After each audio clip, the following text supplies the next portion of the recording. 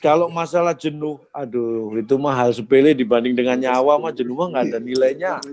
Kita relakan jenuh nggak apa-apa, bosen kita lewati nggak. Yang penting hidup itu udah.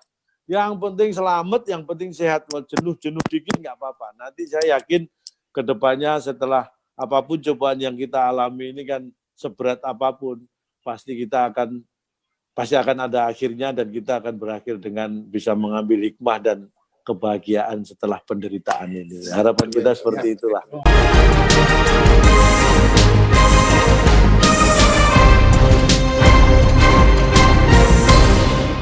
Oke, terima kasih Cak. Kita mulai ya sambil santai-santai ya. Yes. Ya, Assalamualaikum warahmatullahi wabarakatuh. Cak Lontong, saudara-saudara kita warga negara Indonesia di Singapura dan siapapun yang mendengarkan rekaman kita pada malam hari ini. Kami mengharapkan kehadiran Cak Lontong untuk bisa bersama dengan kawan-kawan dan saudara-saudara kita ini bisa mendengarkan cerita dari tanah air dan hal-hal yang bisa mengayemkan pikiran mereka. Monggo Cak Lontong, ini ada banyak masyarakat Indonesia dari berbagai kalangan, berbagai daerah, berbagai bahasa, tapi semuanya mengerti bahasa Cak Lontong dengan lugas. Monggo Cak Lontong. Yeah. Assalamualaikum warahmatullahi wabarakatuh. Selamat malam, saudara-saudara dan teman-teman semua. Terima kasih Pak Debril sudah mengundang saya. Justru ini saya yang mendapat kehormatan bisa bergabung dengan teman-teman di sini. Karena luar biasa ini, satu-satunya pelawak yang diundang di sini kan cuma saya. Yang lain kan orang benar semua ini kan. Orang mungkin sekedar informasi ini sudah masuk di kita 55 juta warga Indonesia yang sudah bergabung, Cak. Wih. 55 juta. Halo? Halo, Cak. Lalu jadi negara sendiri itu 55 juta. Tapi alhamdulillah ini semua mudah-mudahan dalam keadaan sehat walafiat walaupun di mana-mana termasuk di Indonesia dan mungkin teman-teman di Singapura dan yang mungkin yang nonton di manapun di seluruh dunia kita mengalami saat yang sama pandemi COVID-19 ini yang tidak tampak tapi sangat-sangat meresahkan dan menghambat aktivitas kita semua.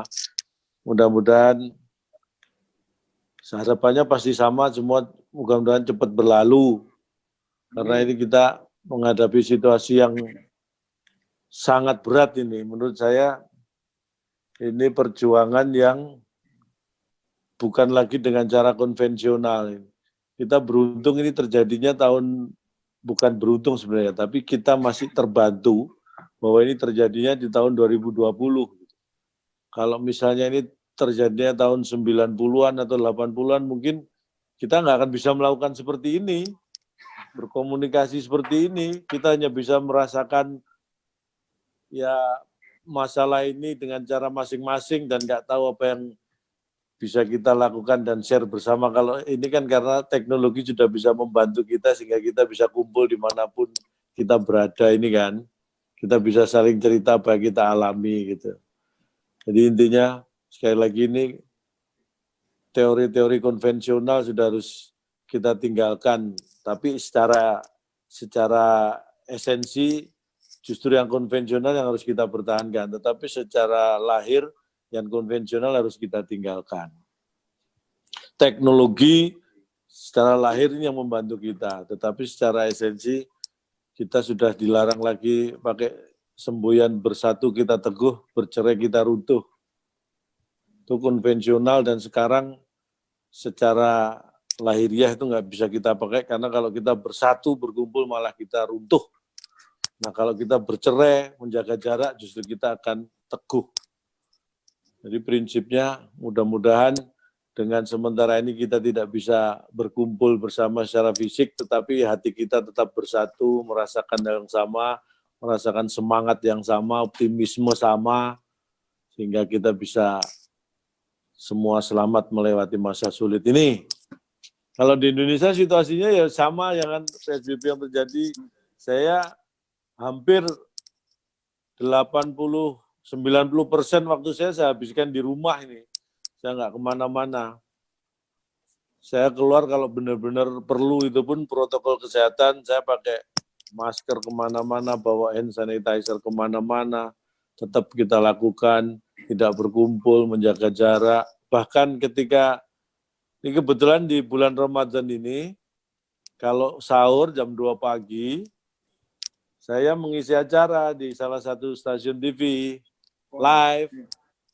Cuma tetap protokol kesehatan dilaksanakan. Jadi dalam satu state atau satu frame, itu jumlah pemain yang terlibat dibatasi. Kemudian kita juga pakai face shield untuk menjaga keamanan. Kemudian juga jumlah yang ada di dalam studio, orangnya yang terlibat, kru dan sebagainya sangat dibatasi supaya tidak terjadi kerumunan. Jadi tetap menghibur masyarakat, menemani teman-teman yang sahur, tapi dengan tetap menjaga keadaan aman dan nyaman untuk semuanya. Nah, sebenarnya kalau paling enak itu kalau kita ngobrol. Kalau saya ngomong sendiri nanti dikira pidato, malah bingung saya. Ini saya didengerin apa enggak, saya kan bingung. Iya, betul tuh, Cak Lontong. Mungkin ada yang bisa di-share karena kawan-kawan di sini punya sebetulnya yang dihadapi itu sama, aspek psikologis, aspek kangen rumah, Cak Lontong. Iya, kangen rumah ini udah nggak bisa ketulungan ini, soalnya aspek-aspek itu yang berbeda dengan kalau kita bisa dan ngumpul dengan bersama. Mungkin bisa diceritakan kira-kira penggantinya kangen rumah, penggantinya mudik ini, semuanya pakai Zoom, nanti menikmati dawet juga pakai Zoom kan ya agak repot. Nah ya itu, memang benar nih, semua mengalami hal yang sama, kangen. Karena suasana hari raya itu yang sangat berbeda itu kan ketika kita mudik, bertemu dengan sanak saudara, itulah yang saat-saat yang tidak bisa digantikan suasana dan nilai spiritualnya itu sebenarnya di situ. Kalau masalah ibadahnya sih semua orang yakin dalam hati bisa melaksanakan, kemudian secara pribadi bisa melaksanakan, tapi rasanya mudik ketemu sanak saudara ini yang masing-masing bisa punya pengalaman sendiri dan perasaan yang luar biasa yang tidak bisa justru sekarang dilakukan kebanyakan. Jadi kangen, memang yang terjadi kondisi kayak saya ini terutama ya, hampir 90% di rumah, terus juga kadang-kadang bosen, jenuh. Makanya saya belajar dari semua, ya, kita belajar dari hal-hal, banyak hal. Kalau udah mulai jenuh, saya belajar dari diri saya sendiri, saya belajar dari lemak ya, karena lemak itu ada lemak tak jenuh. Jadi,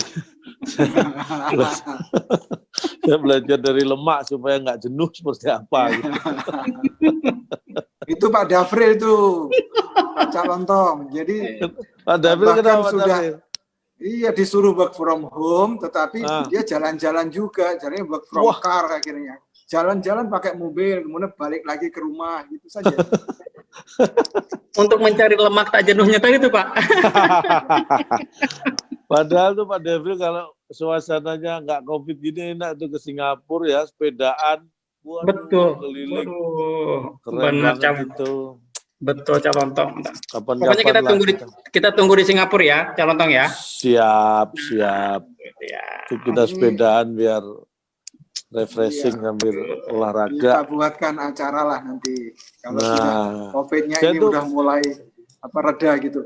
Bener. Saya itu ya sebagai orang entertain itu paling seneng itu sebenarnya kalau mengisi acara di tempat teman-teman yang di luar negeri gitu. Karena rasanya ketemu saudara kita di negara lain itu rasanya sangat berbeda dengan kalau saya ngisi acara di Indonesia sendiri gitu, walaupun ketemu saudara-saudara juga, tapi beda gitu. Karena saya juga bisa membayangkan rasanya kalau saya hidup bekerja di luar negeri gitu, kalau ketemu sesama orang Indonesia itu kan rasanya, walaupun mungkin kita baru kenal seperti merasa kayak saudara gitu, jauh-jauh ketemu orang Indonesia itu rasanya beda lah ya.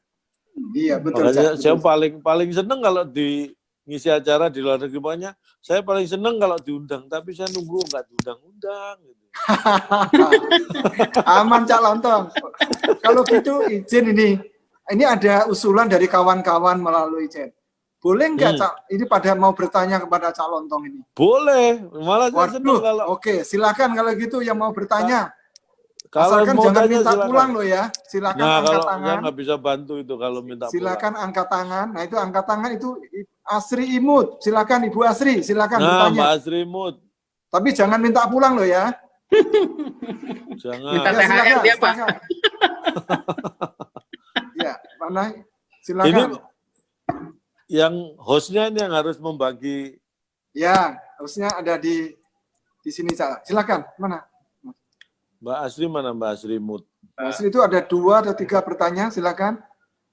Itu Cak Lontong kenapa selalu pakai mikir? Kata mikir. Nah, Tuh, tuh. mana? Ini saya jawab dulu ya. Ya, ya. Kenapa saya pakai ya slogannya itu kok mikir gitu kan. Nah, ini menurut saya ini walaupun saya ini pelawak tapi saya ini serius orangnya. Kalau nggak percaya, kapan-kapan mampir ke rumah saya. Saya itu kalau di rumah sangat serius. Anak saya itu kalau lihat bapaknya di rumah nggak ada lucu-lucunya bapaknya. Saya itu serius. Kenapa saya pakai slogan mikir? Nah, buat saya mikir itu adalah hal yang sangat penting. Dengan mikir, nah ini, kalau kita melakukan sesuatu didasari dengan mikir, sebelumnya kita mikir, sebelum melakukan ngomong atau apapun, maka buat saya dengan mikir itu minimal 50% masalah yang mungkin akan timbul dari apa yang kita lakukan, apa yang kita omongkan atau apapun, itu sudah hilang. 50% kemungkinan sudah hilang. Jadi kalau toh ada masalah, ya berarti tinggal 50% lainnya yang kelewatan. Tetapi dengan mikir, minim 50% potensi masalah itu sudah bisa dieliminir. Syukur-syukur nggak ada masalah. Nah itulah pentingnya mikir. Makanya saya itu orang yang mikir aja. Saya itu lagi mikir aja mikir kok. Saya itu pas mikir aja mikir. Jadi kalau nganggur saya mikir kenapa saya nganggur gitu. Semua tak pikir. Karena memang mikir itu penting.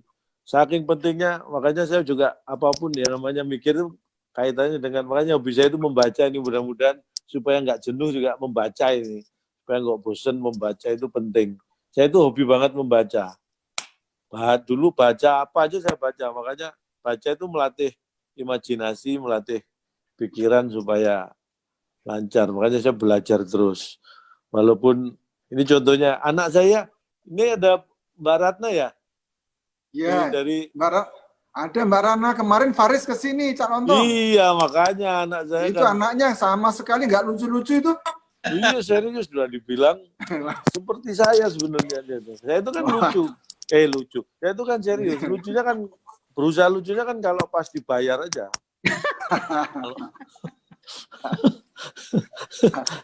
Jadi kalau nggak di job nggak dibayar, saya berusaha nggak lucu karena biar beda gitu. Nanti kalau dibikin sama, ini dibayar nggak dibayar lucu ya mending nggak dibayar kan gitu, nanti repot. Jadi anak saya itu contohnya, kalau saya itu terus terang, ini contoh ya, ini sedikit ya, saya itu ngajarin anak itu seriusnya begini, kayak contohnya komunikasi dengan anak itu saya serius. Saya ngajarin anak saya, kamu harus menguasai bahasa internasional, bahasa Inggris itu kamu harus pintar. Harus bisa, harus menguasai. Karena kalau saya sebagai bapaknya mungkin nggak terlalu fasih, nggak terlalu mahir ya karena memang sudah telat ya. Nggak apa-apa, yang penting anak saya pintar. Makanya kalau nanti kapan-kapan ini sampean semua sempat mampir ke rumah saya itu di rumah bikin aturan. Di rumah saya itu semua anggota keluarga, pokoknya hari Senin sampai Jumat itu komunikasi harus dalam bahasa Inggris. Senin sampai Jumat itu komunikasi harus dalam bahasa Inggris.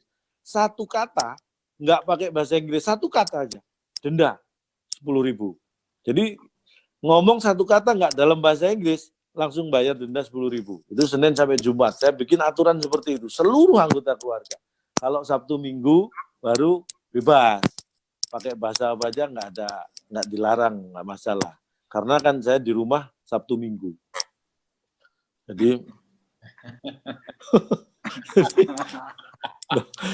karena kalau aturan itu tiap hari Sabtu Minggu juga saya paling banyak bayar denda nanti gitu kan.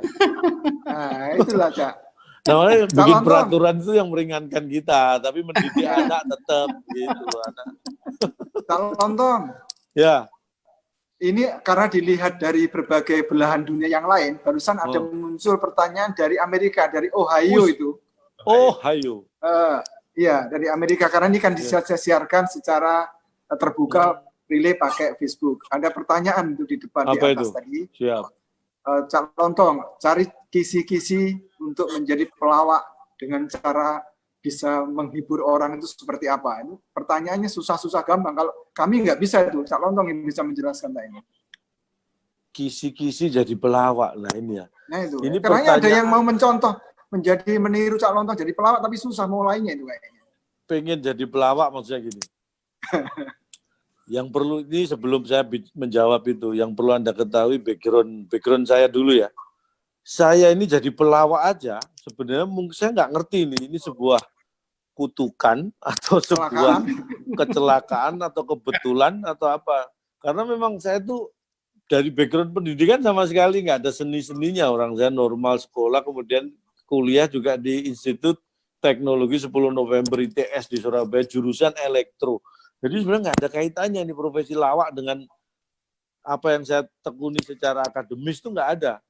Jadi menurut saya jadi pelawak itu dilema buat saya, bukan dilema ya, dua sisi mata uang lah buat saya. Ini contohnya begini, kalau saya kumpul teman-teman pelawak, nah ini misalnya, saya kumpul teman-teman pelawak itu ada rasa bangganya karena kalau saya kumpul teman pelawak, saya dikategorikan salah satu pelawak yang bergelar insinyur. Salah satu pelawak yang punya gelar insinyur. Nah, jadi saya ada bangga-bangganya dikit tuh kalau kumpul pelawak. Tapi repotnya kalau saya kumpul teman-teman insinyur, lah ini saya satu-satunya insinyur yang jadi pelawak. Ini yang memprihatinkan. Jadi dua hal yang saya miliki yang di satu sisi saya ada bangga-bangganya, yang di sini malah minder-minder gitu. Makanya kalau ditanya teman-teman, dulu kalau kumpul-kumpul alumni, kumpul-kumpul insinyur dulu, waduh, saya selalu minder.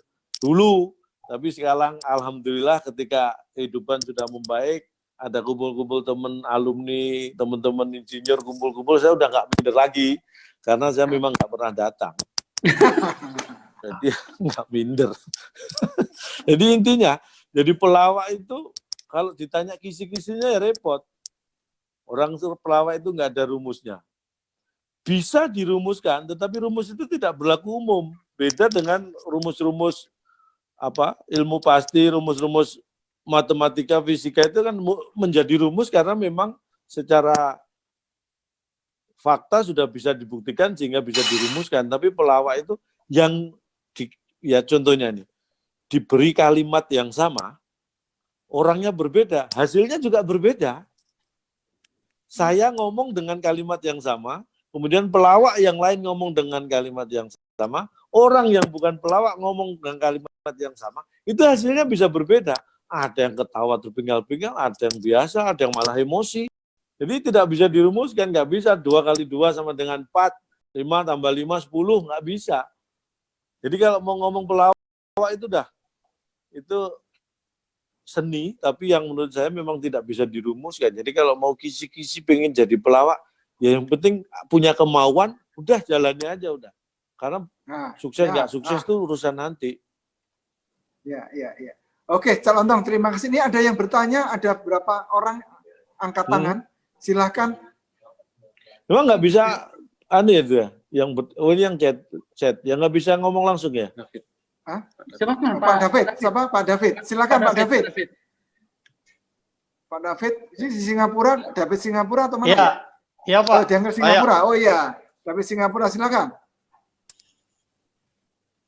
Assalamualaikum, waalaikumsalam, Cak Lontong. Wah ini saya jawabnya apa ini? Udah salam dijawab sendiri kan jadi bingung nih. Assalamualaikum, waalaikumsalam. Ini calon pelawak juga nih calon Tong. Ini bukan calon pelawak. Kalau ini justru menyadari manusia biasa, tempat khilaf dan dosa. Jadi ngumpulin banyak pahala ini, Mas David ini. Karena mengucap salam itu dapat pahala, menjawab dapat pahala. Ini diucapkan sendiri, dijawab sendiri, biar pahalanya banyak sendiri. Egois ini. Saya salah satu Ya, silakan. lontong.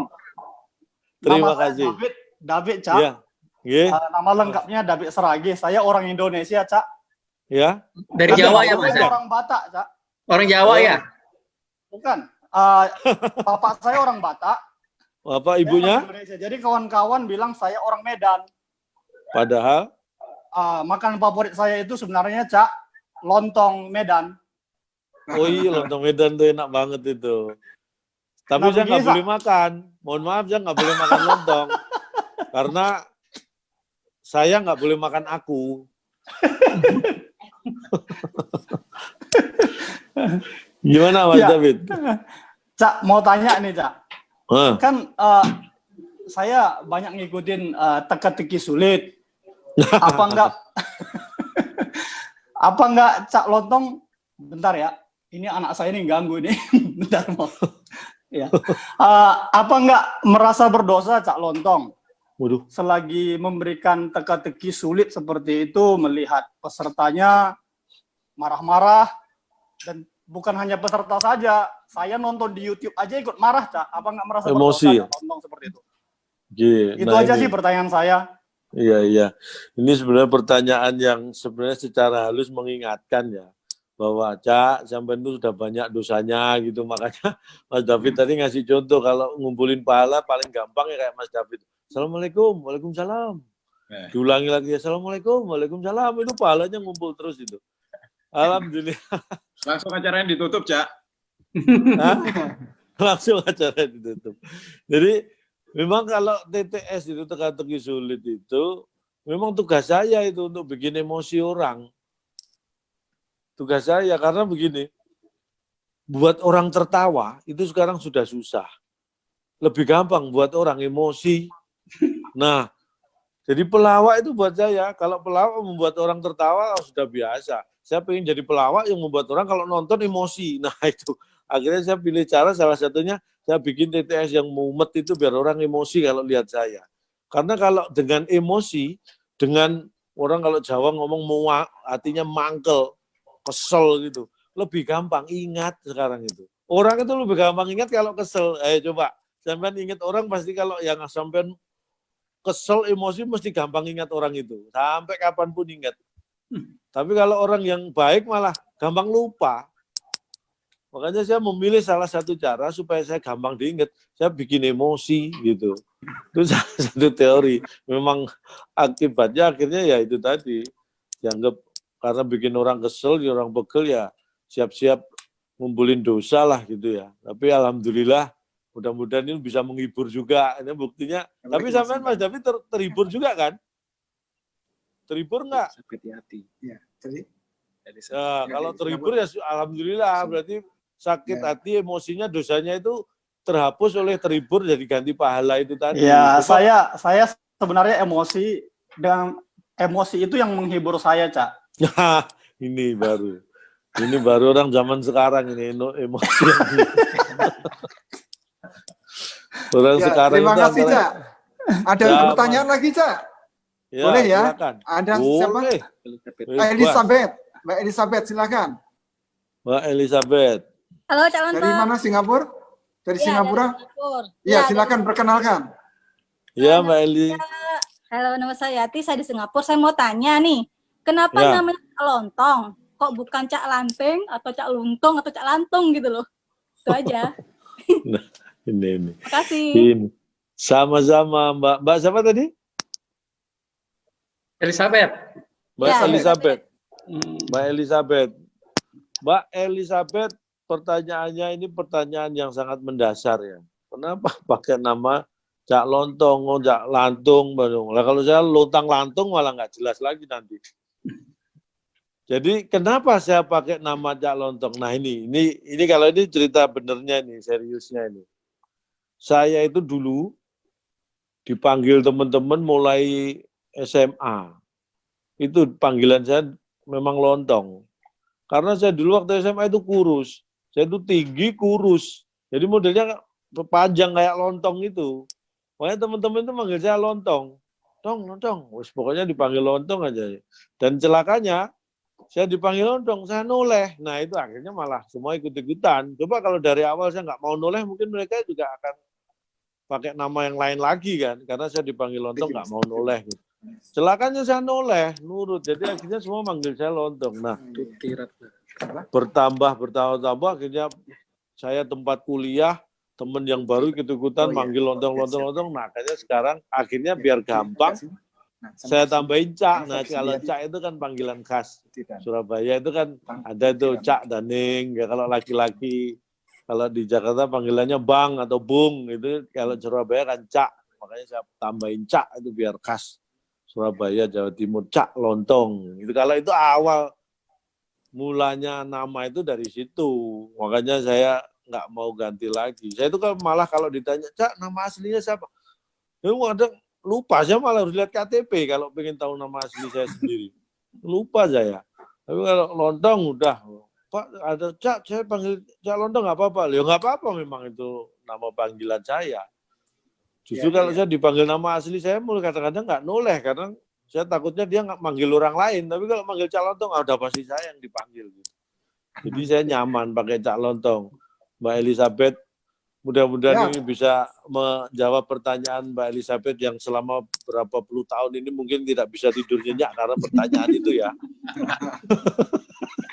Ya, terima kasih Cak. Ada pertanyaan lagi Cak? Ada banyak ini. Boleh, bebas pokoknya. Ya, ini ada Bu Tuti. Bu Tuti. Tuti Ratna, silakan. Ibu Tuti Ratna, perkenalkan dari mana? Assalamualaikum, Cak Lontong. Waalaikumsalam.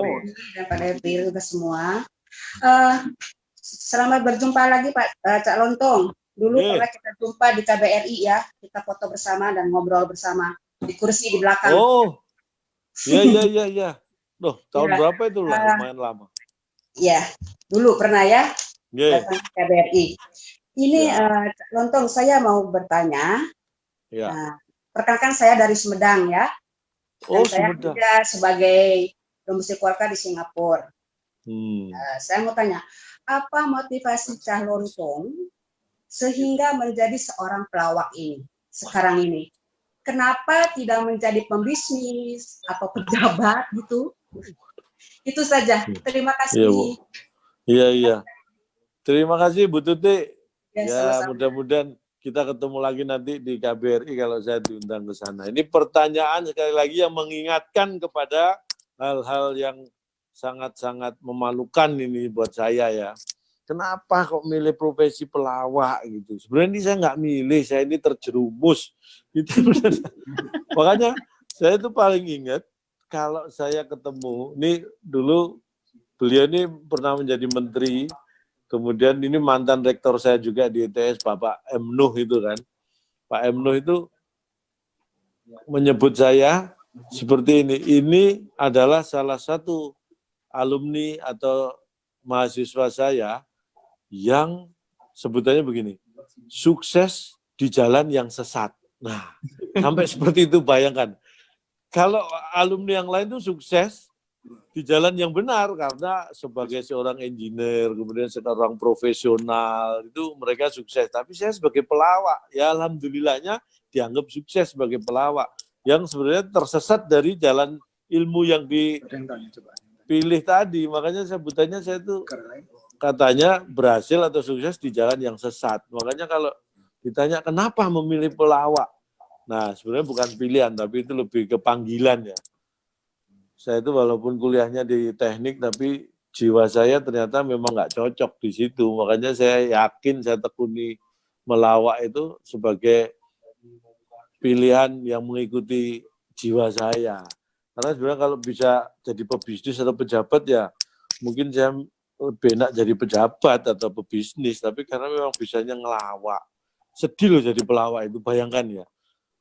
Sampean kalau jadi pejabat, jadi ya pebisnis, jadi wirausaha, jadi apapun profesi, bisa isi dokter, jadi itu kalau bekerja itu dihargai orang nih. Saya pelawak pelawak itu mau pelawak yang sukses, pelawak yang nggak sukses, pelawak terkenal, pelawak top, pelawak yang biasa.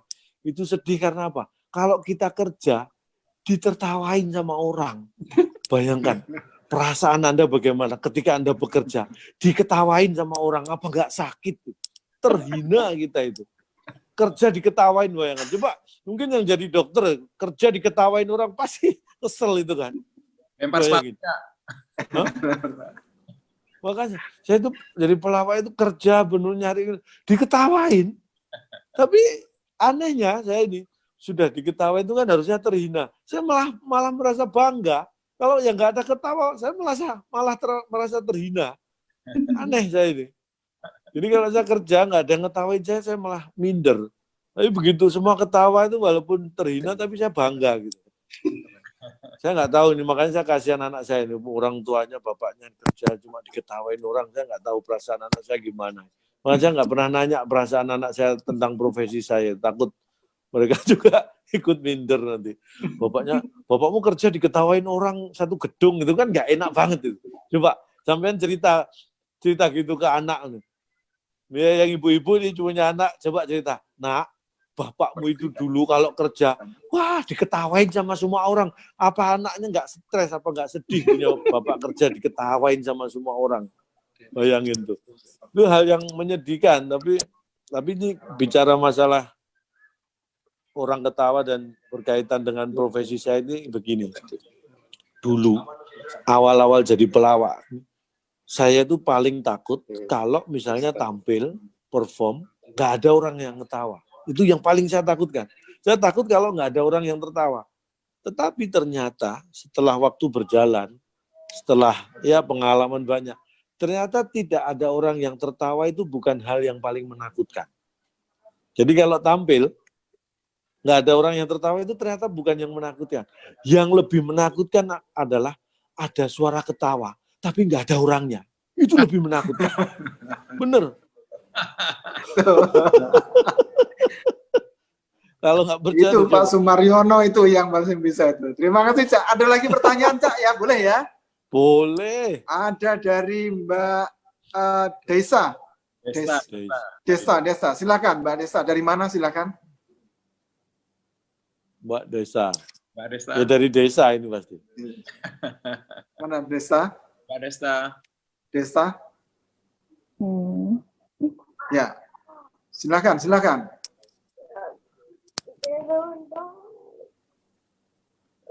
Ya Mbak. Nggak kedengaran suaranya. Di suaranya? Sudah. Oh, suaranya Ngomongnya kalau bisa pakai suara Mbak ya. Yang nice Ayu. Oke, kalau gitu kita mana? Ibu Kalau Nais gitu kita- Ayu, Nais Ayu, silakan. Nais Ayu. Bu Nais, ayo. Assalamualaikum Cak Lontong. Waalaikumsalam, Bu Salam. Nais, ayo. Ya. Jumpa Di mana lama Ibu ya. di mana ini? Saya di Singapura. Oh, Singapura. Singapura. Saya dulunya Kak Lontong waktu ke KBRI. Ya. Saya jadi Jadi saya apa? mau tanya ya, Cak. Boleh, monggo. Dulu Cak Lontong ke KBRI itu saya yang jadi penjaga itu, penonton di bawah panggung itu ya, ada yang semaput, ada yang pingsan itu. Oh, luar biasa. Itu bawa Ibu, pendungan. Ya, ada yang pingsan itu, jaga-jaga seperti itu. Ibu nggak ikut pingsan ya, tapi ya? Ya, ya enggak lah. Oh, Ibu jagain orang pingsan ya. Jadi yang dijaga yang pingsan, yang nggak pingsan nggak usah dijaga. Kalau ada jaga-jaga, kalau ada yang pingsan. Gini Cak, saya mau tanya. Kalau Cak Lontong kan sebagai profesi pelawak ya. Iya. Apa pelawak itu kalau mau pelawak apa direncanakan dulu, apa otomatis ada di atas panggung itu keluar sendiri waktu menghibur? Iya. Nggih. Sudah, Bu? Sudah, terima kasih. Sudah ada yang pingsan di situ, belum ya? Belum. Ibu dijawab lagi belum. Ya Bu. Iya, walaupun saya nggak ingat Ibu, tapi saya bisa mengira-ngira tugasnya Ibu waktu itu karena tempatnya terbuka, panas, rame, jadi Ibu jaga-jaga siapa tahu ada yang pingsan atau semaput itu. Jadi kalau ada yang semaput itu kayaknya ada rezeki itu buat Ibu ya. Alhamdulillah ada yang pingsan gitu Bu ya. Jadi Bu, kalau tanya jadi pelawak itu apakah disiapkan sebelumnya atau hanya spontan di atas panggung? Nah, ini sebenarnya profesi apapun Bu, kalau kita mau berhasil dalam profesi itu sama, pasti ada persiapan apapun, kayak tugas Ibu tadi aja di acara rame banyak orang itu. Ibu tugasnya adalah menjaga penonton, menjaga supaya tidak ada yang naik ke panggung, menjaga kalau terjadi sesuatu misalnya ada yang sakit atau ada yang butuh bantuan Ibu. Nah, untuk tugas seperti itu pun Ibu kan pasti ada persiapan. Ibu harus siap secara fisik, Ibu siap ya mungkin peralatan-peralatan ruangan untuk nanti kalau ada yang bisa dibawa kemana, alatnya apa, itu kan juga sudah dipersiapkan. Sama kalau pelawak itu mau manggung, itu pasti ada persiapan. Cuma masalahnya, kayak Ibu juga di lapangan, masalahnya kan beda-beda. Bisa ada yang pingsan, bisa ada yang mungkin dompetnya hilang, bisa ada yang mungkin kesurupan. Nah itu kan nggak diduga sebelumnya. Nah, pelawak di panggung itu juga gitu. Biasanya kira-kira dulu nih, saya diundang di acara apa? Kira-kira penontonnya seperti apa? Undangannya kayak apa? Audiensnya siapa saja? Itu untuk mempersiapkan kira-kira nanti materinya banyak apa yang saya keluarkan. Tapi kadang-kadang kondisi lapangan itu bisa berbeda. Ibaratnya kalau perang kita sudah siap senjata, tetapi begitu sampai di medan perang, ternyata senjata ini kalau kita pakai nggak efektif. Nggak pas, ya terpaksa kita taruh senjata itu, kita pakai senjata yang selama ini mungkin tidak tampak tapi sudah ada di bayangan kita ya, kayak spontan, improvisasi, berkomunikasi dengan penonton, itu juga diperlukan. Jadi istilahnya persiapan tetap perlu, tetapi kita juga harus fleksibel melihat kondisi. Itu Bu, kalau memang kita perang, ternyata musuhnya nggak bawa apa-apa, ya buat apa kita bawa senjata, kita taruh aja, kita pukul-pukulan, lempar-lemparan batu aja cukup gitu. Sayang senjatanya dipakai gitu. Sesuai kondisi lah Bu ya. Loh, Bu, jangan-jangan Ibu udah pingsan ini? Ya.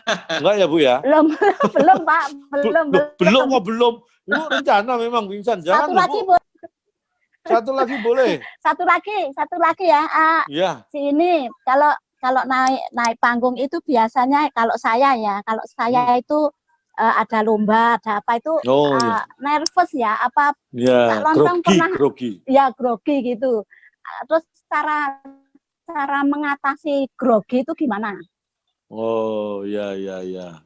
Nah Bu, kalau nervous, grogi, gugup itu kan alami, natural, selalu ada dalam diri manusia. Memang pengalaman ini, kalau kita ngomong seriusnya ya, pengalaman itu yang akhirnya bisa membantu mengatasi nervous itu. Tetapi setiap mau tampil tuh beda tempat, beda yang mengundang, itu pasti ada bentuk-bentuk nervous itu, walaupun mungkin dulu sama sekarang udah sangat jauh berbeda. Yang bisa mengatasi itu adalah diri kita sendiri. Biasanya Bu, saya itu kalau fisik ya sederhana. Untuk mengatasi nervous itu saya biasanya tarik nafas panjang, kemudian saya tahan selama mungkin saya keluarkan. Sambil berdoa gitu, mudah-mudahan panitianya lupa nggak manggil saya gitu. Mudah-mudahan panitianya lupa nggak manggil saya. Kalau panitia lupa nggak manggil kita kan kita nggak perlu tampil. Jadi nggak nervous. Oke, terima kasih Cak Lontong. Satu pertanyaan lagi ya, sudah hampir waktunya, hampir 1 jam. Ibu Komsiah. Ya? Iya, Komsiah. Silakan Ibu Komsiah. Dari mana ini? Assalamualaikum. Waalaikumsalam. Cak Lontong, saya mau tanya. Dari beberapa teman sahabat Cak Lontong yang ada di WIB itu ya, ada apa itu? Bapak Jarwo, Bapak Dewi Chandra, Komeng dan lain-lain dari dari mereka, dari para sahabat-sahabat Calontong itu yang paling sering dijahilin itu yang siapa gitu, yang paling mengesankan buat Calontong. Iya. Sering banget dijahilin gitu. Nah, paling jahil-jahilan kan itu kadang sama Komeng. Iya, Bu Komsi. Iya benar. Kalau Sudah Calontong. pelawak, ya ini cerita aja mungkin ya, karena mungkin Bapak Ibu nggak tahu keseharian dan langsung ketemu dengan pelawak-pelawak itu. Mungkin melihat dari TV juga kadang-kadang itu sudah diedit kan. Pelawak yang paling jahil yang pernah saya kenal itu ya si Komeng itu. Komeng itu paling jahil. Jahilnya itu nggak ketulungan. Jahilnya bukan cuma pas syuting jahil, di luar syuting apalagi. Kalau ngerjain itu wah. Pokoknya kalau nggak hati-hati sama Komeng itu barang kita pasti ada yang hilang, disembunyiin. Mesti itu, dan tega. Komeng itu nyembunyiinnya tega, maksudnya begitu nyembunyiin dan nggak dikasih tahu sebenarnya sampai kapanpun nggak dikasih tahu. Apa nggak tega itu? Kalau misalnya kita sandal atau sepatu kita nih, misalnya kalau kita lagi ngobrol gitu kan, kadang kaki diangkat gitu kan, sandal kita lepas tuh. Itu kalau nggak hati-hati hilang udah satu. Dan itu nggak dikasih tahu, disembunyikan di mana apa enggak, ya udah hilang aja udah. Gimana itu? Kalau bisa nemu ya alhamdulillah, kalau enggak ya harus ikhlas. Komeng itu jahilnya minta ampun itu. Komeng itu kadang-kadang kita lagi ngelawak berdiri, tempat duduknya mau duduk ditarik, duduk itu kerjaannya Komeng gitu.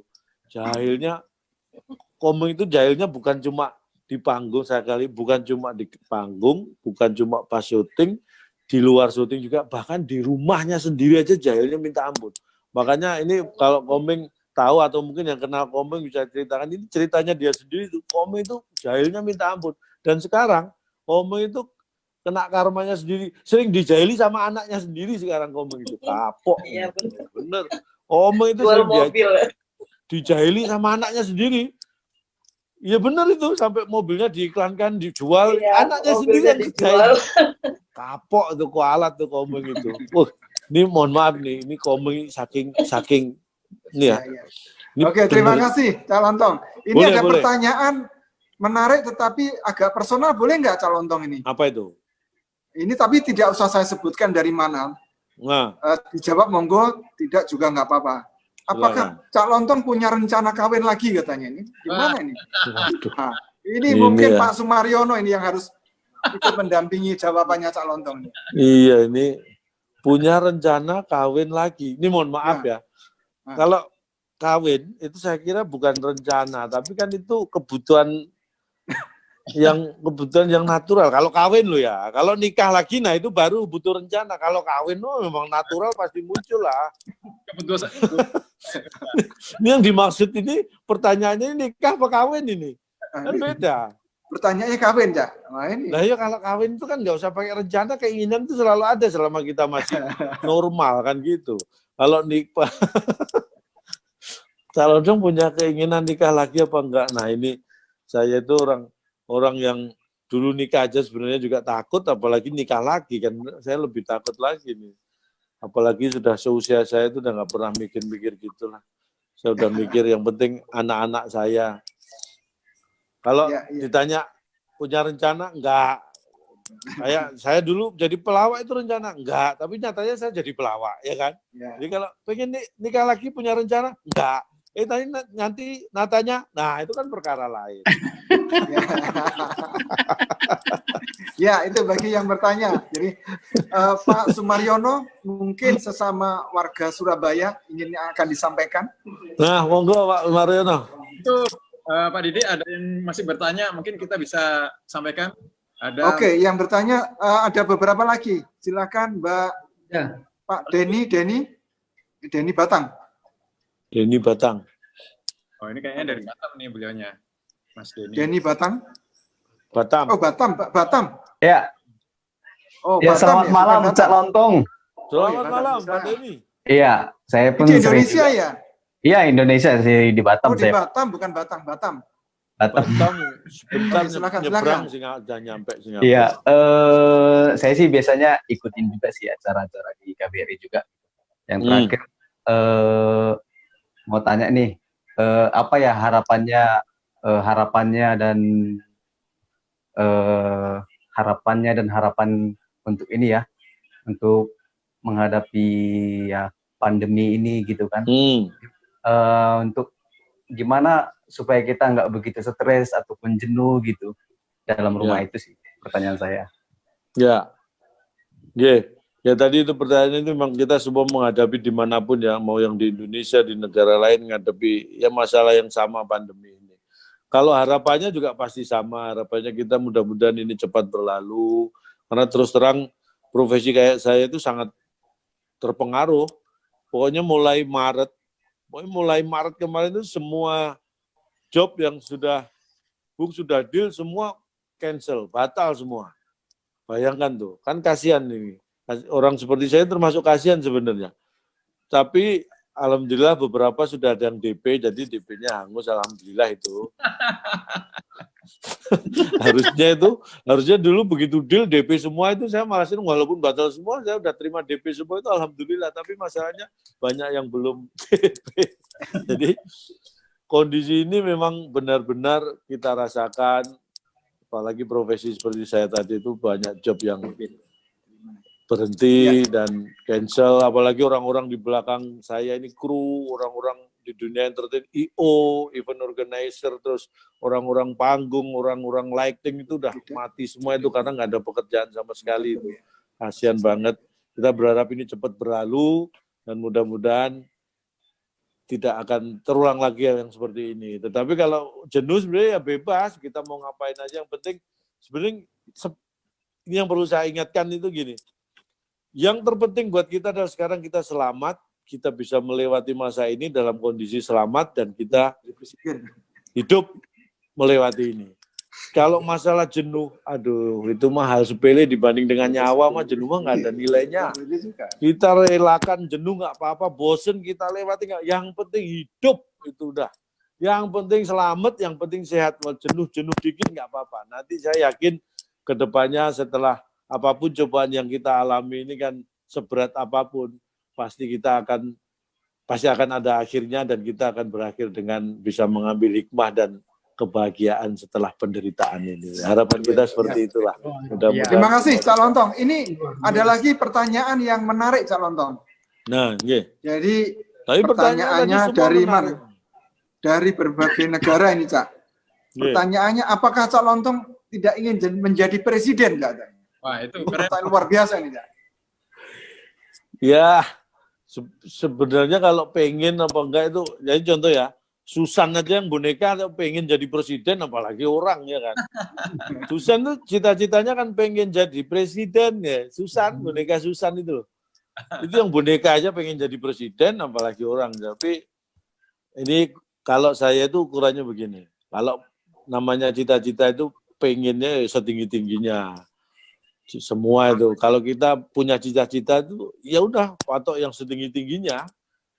Kalau toh kita tidak bisa mencapainya, itu kita sudah pada posisi setidak-tidaknya yang tinggi. Tapi kalau cita-cita nanggung itu ya, kalau nggak tercapai berarti kita rendah banget gitu. Tapi kalau kita cita-cita tinggi kita nggak capai, paling nggak posisi kita juga sudah di atas gitu.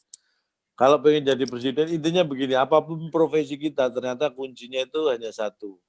Kita harus tahu siapa diri kita harus tahu diri kita itu sendiri, pahamilah tentang kita. Kalau contohnya ini, pengen, tapi pertanyaannya, kalau saya nyalon jadi presiden, siapa yang milih? Anak saya aja mungkin ragu-ragu, apalagi orang lain gitu. Jadi intinya kita harus paham siapa diri kita, supaya kita nanti nggak salah pilih, nggak salah langkah. Gitu. Tapi kalau memang nanti banyak yang pengen saya jadi presiden, ya saya pertimbangkan lah. Ya, ini para penonton ini kayaknya udah siap nih, Cak. Boleh beberapa pertanyaannya masih banyak nih, Cak. Boleh beberapa lagi ya? Boleh, nggak apa-apa. Nah, ini ada Pak Subki. Dari mana nih? Silakan. Subki Singapura atau di mana ya? Silakan, Pak Subki.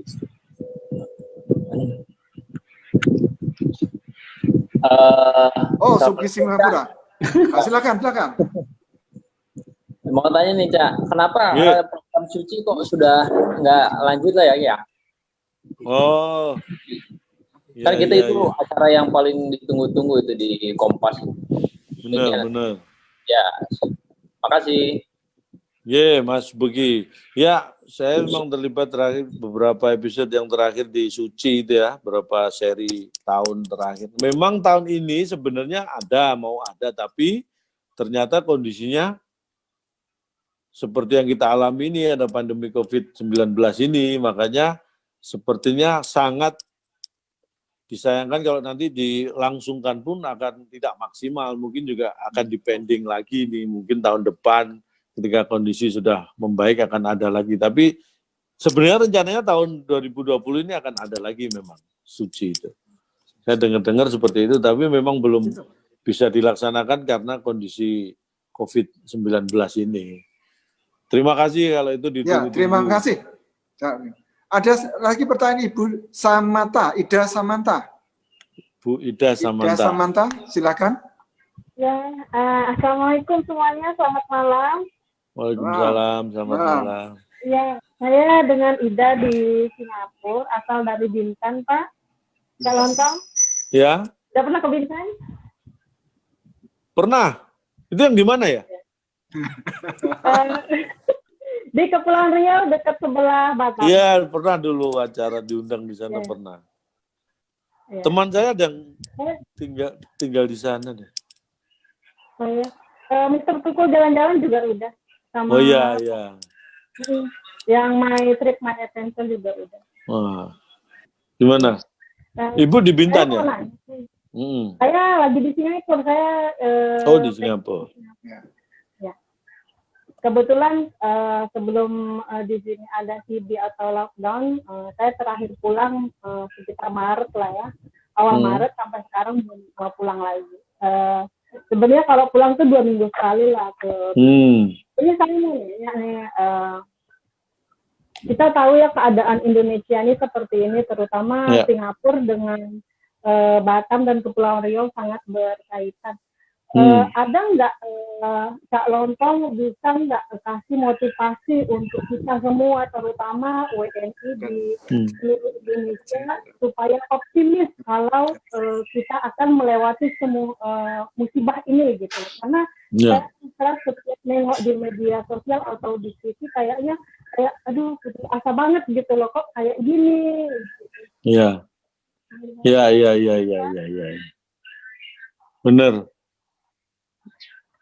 Iya Bu, jadi prinsipnya memang seperti kita sampaikan tadi kan, bersama-sama kita mengalami hal yang sama. Sebenarnya yang kita rasakan tuh dimanapun kita sama. Jadi intinya kita mengalami ini bukan sendirian. Kita mengalami ini adalah bersama-sama. Ketika saya di rumah aja, Ibu di rumah aja, semua teman-teman kita itu semua di rumah aja. Kalau itu bisa kita lakukan, sebenarnya akan secepatnya itu bisa memutus rantai COVID-19 itu. Memang kadang-kadang itu susah untuk ditaati oleh semua teman, tapi tetap aja bahwa kalau suruh ngasih motivasi, ya mungkin yang bisa saya lakukan seperti itu, bahwa kita ini semua, kita mengalami ini bersama-sama, jadi nggak perlu merasa sendirian, kita merasa yang mengalami ini terancam sendirian. Tidak, kita semua mengalami hal yang sama. Tetap optimis, karena buat saya dalam kondisi seperti sekarang, ibaratnya kita ini menghadapi sebuah kegelapan. Makanya kalau kita menghadapi sebuah kegelapan, orang yang optimis itu akan berusaha untuk menyalakan apapun untuk menerangi. Sekecil apapun. Orang yang optimis ketika menghadapi kegelapan, dia akan mencari sumber cahaya yang bisa menerangi walau itu sekecil apapun. Bukannya kalau orang yang pesimis, biasanya dalam kegelapan tidak melakukan apa-apa, tapi justru mencaci maki. Nah, itu yang jangan kita lakukan. Ini semua kita mengalami hal yang sama, semacam kegelapan. Tidak perlu kita mencaci maki, tapi masing-masing dari kita, marilah kita nyalakan sesuatu biar terang, walaupun itu hanya kecil, tapi kalau itu bisa menerangi kita sekecil apapun, kalau kita bisa melakukan itu semua, insya Allah semua akan menjadi cepat terang kembali. Mungkin seperti terima itu, kasih, Bu. Kak Lontong. Ada Pertanyaan lagi Cak Lontong dari Ibu Wiwin, silakan Wiwin. Bu Wiwin. Bu Wiwin. Wiwin Solution ini lengkapnya. Silakan. Mau tanya ya. Ibu Wiwin dari mana ini? Iya, dari Singapura. Oh iya, silakan. Singapura. Oke.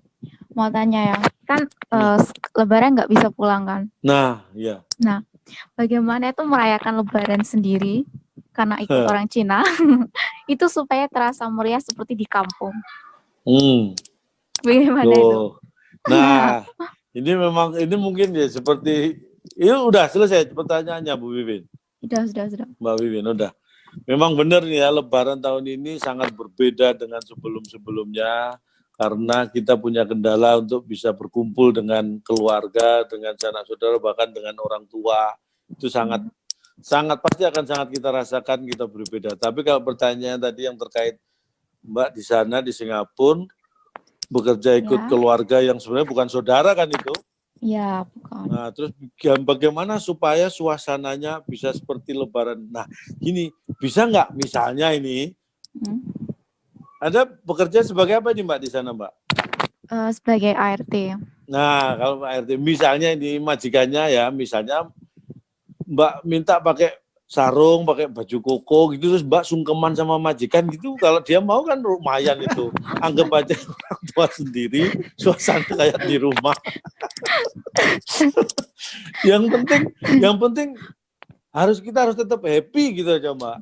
Karena bagaimanapun juga memang ini suasana yang tidak terbayangkan sebelumnya. Makanya kalau Mbaknya pengen suasananya supaya seperti Lebaran sebelumnya, ya saya juga susah menyarankannya seperti apa. Tapi kalau Mbak bisa ciptakan gimmick-gimmick seperti itu, nah tetangga-tetangga majikannya suruh pakai sarung, pakai kopiah semua, terus Mbak datang sungkeman keliling ke itu, walaupun sambil pakai masker, baca di kampung. Gitu. Kalau bisa itu lucu itu Mbak. Saya pikir Mbak pasti akan mengenang itu seumur hidup Mbak. Ini loh, Lebaran paling lucu yang pernah saya alami. Wah itu saya kira sangat menarik itu.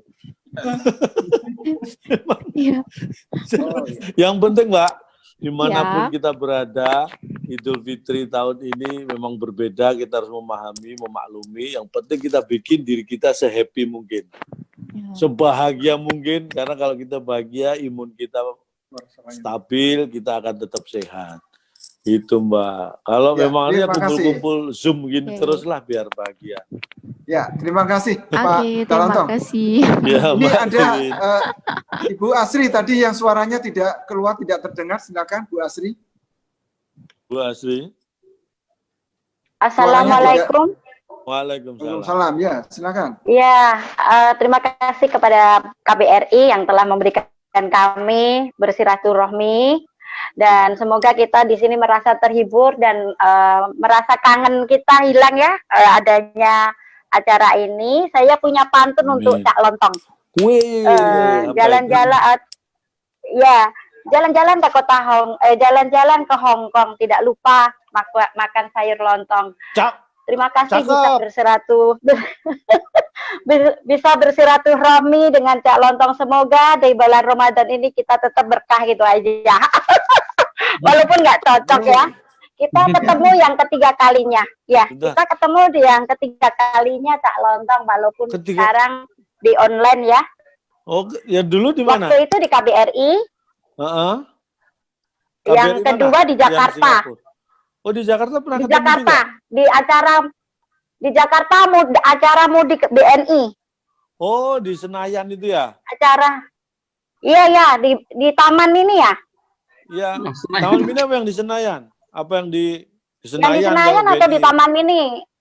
Iya, di Senayan, iya. Ya udah, terserah Ibu, saya ngikut aja lah. Enggak, ya, yang saya tanyakan ya Cak Lontong, kita kadang kita bukan kita ya, orang marah ya, orang kita marah, tapi kok nggak bisa marah, malah ketawa di saat kita itu marah seseorang.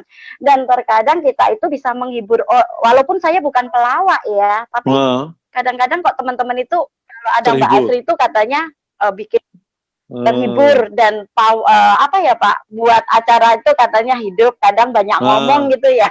Iya. Alhamdulillah. Ya. Apa yang kadang itu kita itu mau marah itu nggak bisa gitu loh, Kak. Itu terima kasih. Ya. Bener, Semoga kita Mbak. tetap, ya, itu aja. Amin. Amin. Ya, terima kasih Mbak Astri. Iya. Walaupun kita pernah ketemu, Ya. terserah lah di Taman Mini atau di Senayan lah, pokoknya itu ya. Pokoknya di acara BNI Mudik, Kak Lontong, sama di KBRI. BNI Mudik itu setahu saya mesti di Senayan itu, di parkiran Senayan itu loh biasanya. Di Taman Mini pernah juga sih.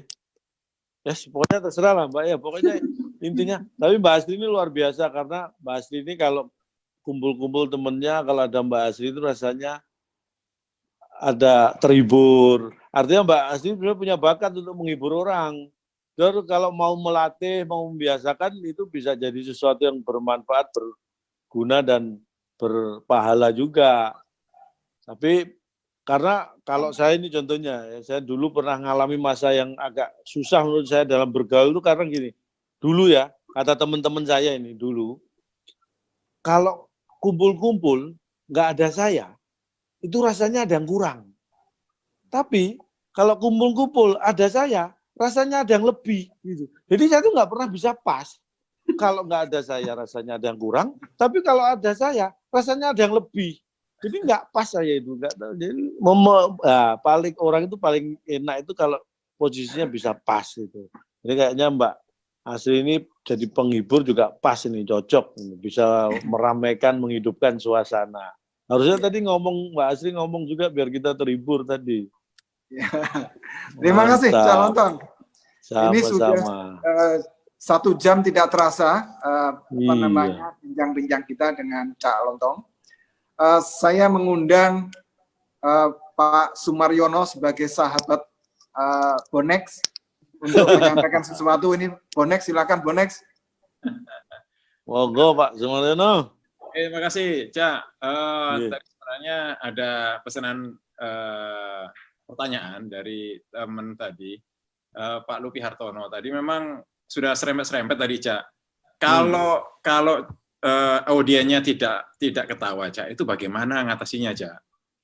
Lontong itu gimana? Nah, gini, biasanya saya selalu ini, buat pelawak itu, ini baru saya buka di sini nih ya, rahasia ini, baru saya buka di sini. Kalau di tempat lain udah sering, di sini baru ini. Jadi ya, pelawak itu ada 4 pantangan yang tidak boleh dilanggar. Ini yang harus kita ketahui. Ini dari saya nih ya. Ini ada 4 pantangan yang tidak boleh dilanggar pelawak. Biasanya kalau saya mau tampil itu, saya lihat audiensnya. Kalau audiensnya itu susah, berat, saya selalu mengawali dengan 4 pantangan ini saya ceritakan di awal. Karena supaya kalau memang nanti hasilnya tidak maksimum, saya sudah mengatakan ini dari awal, jadi mereka harap maklum kalau saya nggak lucu karena saya sudah sebutkan pantangan ini. Apa itu pantangannya? Yang pertama, pelawak itu tidak boleh tampil ketika audiens, undangan atau hadirin itu sedang menikmati hidangan, sedang makan. Itu pantangan. Karena apa? Nggak akan maksimal. Contoh misalnya ya, kita ngelawak membutuhkan respon orang tertawa, tapi yang harusnya tertawa itu sedang makan. Lu kan repot banget, orang makan kok suruh ketawa, kan takut keselak. Jadi itu kondisi yang sangat tidak menguntungkan buat pelawak. Makanya saya selalu menghindari di acara-acara kalau diundang, tolong tampilnya jangan pas waktu makan, karena itu sangat mengganggu dan sangat tidak efektif buat kita dan juga buat yang menikmati gitu. Repot. Suruh tepuk tangan juga repot, pegang sendok, garpu suruh tepuk tangan, ya kan. Ketawa juga pas sudah ada makanan di dalam mulut juga susah. Makanya pantangan pertama itu, pelawak itu tidak boleh tampil ketika audien atau undangan sedang menikmati hidangan atau sedang santap makan. Yang kedua, pelawak itu tidak boleh tampil ketika posisi undangan, posisi hadirin itu ada yang membelakangi panggung.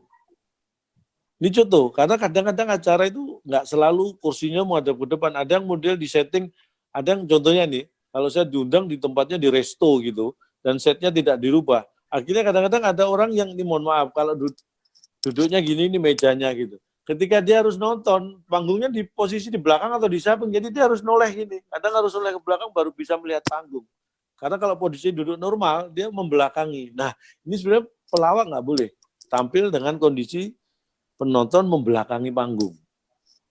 Nah, yang ketiga, pelawak ini percaya tidak percaya, pelawak tidak boleh tampil kalau antara panggung pelawak dan audien itu ada jarak atau batas air. Misalnya acara di pool area di pinggir kolam renang gitu, panggungnya di sini, depannya kolam renang, audien di seberang kolam renang. Itu pernah tampil acara seperti itu, di samping kolam renang, jadi panggungnya di sini, audiennya di seberang kolam renang. Itu ada antara saya dengan penonton, audien itu ada jarak air, ada batas air kolam itu tadi. Itu percaya tidak percaya, energi itu akan terserap oleh air, jadi nggak akan maksimal. Pasti itu. Bahkan ini ada 3 atau 4 teman saya mencoba melawak di dalam air dan keempat-empatnya nggak ada yang selamat.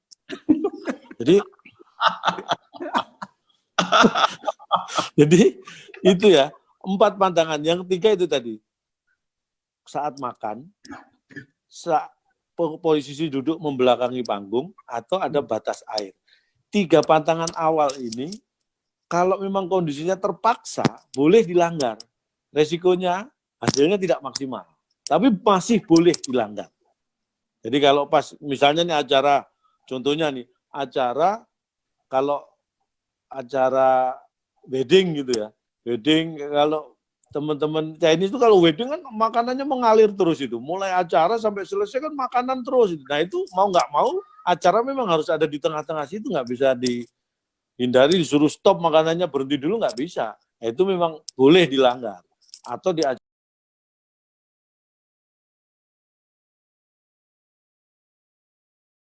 reuni gitu. Reuni itu paling susah. Karena sebenarnya reuni itu acaranya nggak butuh hiburan. Reuni itu acara yang hanya butuh tempat, udah dikasih hidangan itu aja cukup. Karena orang reuni itu pengennya datang, ngobrol, seneng-seneng sama temennya. Kalau ada yang menghibur percuma, nggak akan diperhatiin. Ditinggal ngobrol. Jadi, nah itu. 3 tadi boleh dilanggar. Kalau terpaksa, boleh dilanggar. Keempat, ini yang sangat mematikan dan sama sekali tidak boleh dilanggar oleh pelawak. Jadi yang keempat ini, pelawak tidak boleh tampil kalau tidak dibayar. Ini mematikan. Mematikan secara ekonomi. Nggak, jangan sampai dilanggar kalau ini bisa kita mati pelawak ini. Ya, terima kasih Cak Lontong, luar biasa ini. Ini 4 kunci untuk menjadi pelawak yang benar. Kapan-kapan mungkin tutorial menjadi pelawak juga bagus ini, Cak. Wah, bagus tuh dibikin. Biar semua jadi pelawak semua ya. Udah. Ini semuanya untuk menghibur kita semuanya sehingga kawan-kawan dan kita semuanya secara psikologis, mental agar tetap baik dalam kondisi yang tidak mudah ini. Mungkin sebelum kita tutup, Pak Dafril ini yang punya sesuatu yang ingin disampaikan, silakan Pak Dafril. Aduh. Ini dari tadi saya udah kehabisan ide Pak, karena udah ketawa terus dari tadi nih, Cak Lontong nih, aduh. Ya, tapi sepertinya, tapi sebenarnya Cak Lontong nih jadi lucu gini karena kebanyakan kesetrum dulu Pak, karena dia elektro Pak, kesetrum terus dia dulu waktu kuliah Pak. Nah, sehingga dia jadi lucu nih Pak. Bener kayaknya gitu Pak ini. Ya, terima kasih Pak Dafril. Ya. Kayak Huluk tuh, Huluk Bapak tahu Huluk kan? Huluk itu kan dari lab dulu ada percobaan yang ada miss kesalahan, akhirnya dia berubah jadi makhluk raksasa. Mungkin saya dulu di lab sering kesetrum, bener Pak Dafril mungkin. Jadi saya agak konslet, makanya aneh. Ya, terima kasih Pak Dafril, Pak Sumaryono, Ibu dan Bapak semuanya. Kita sudah 1 lebih bersama Cak Lontong pada situasi yang tidak mudah ini di Indonesia maupun di Singapura. Doa kita juga semoga kawan-kawan, saudara-saudara kita tetap sehat, kemudian menjaga situasi lahir dan batin. Cak Lontong, terima kasih atas nama perwakilan Republik Indonesia, saudara-saudara kita yang ada di Singapura. Semoga Cak Lontong tetap sehat, kita semuanya juga tetap sehat. Terima kasih Cak Lontong atas kasih juga semuanya, sehat selalu. Ya. Mungkin kita akan foto Cak Lontong meskipun kita akan foto dengan seluruh peserta yang ada di Zoom ini. Ada berapa ratus Cak Lontong sebagai mantap. Karena ada beberapa, silakan dadah semuanya akan difoto Ada berapa ratus silakan. Oke, dadah. Mikir. Tangannya gini dong, mikir. Ya, dadah sambil mikir. Ya. Oke. Terima kasih Cak Lontong atas Terima waktunya. kasih semuanya. Sampai Sehat ketemu di selalu. Singapura ya. Siap. Ya, Terima kasih semuanya. Assalamualaikum warahmatullahi wabarakatuh. Waalaikumsalam warahmatullahi wabarakatuh. Terima kasih Cak Lontong, makasih. Terima kasih Pak Devil, terima kasih. Matur nuwun. Terima kasih.